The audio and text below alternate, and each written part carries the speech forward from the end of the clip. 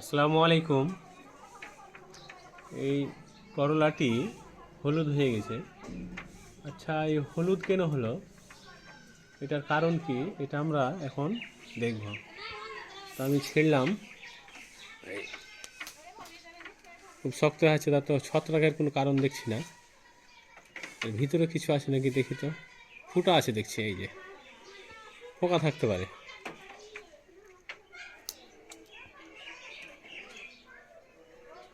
ভিতরে পোকা আছে।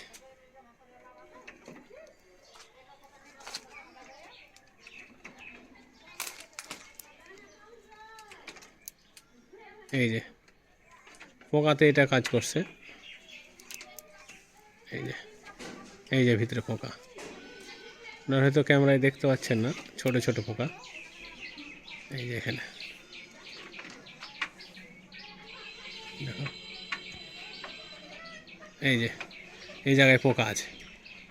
তো যেহেতু পোকা দেখতে পেলাম, এটা দমন ব্যবস্থা হচ্ছে অ্যামামেকটিন বেনজয়েড গ্রুপের কীটনাশক অথবা কাট্টাপ গ্রুপের কীটনাশক দিয়ে এটা দমন করতে পারি আমরা।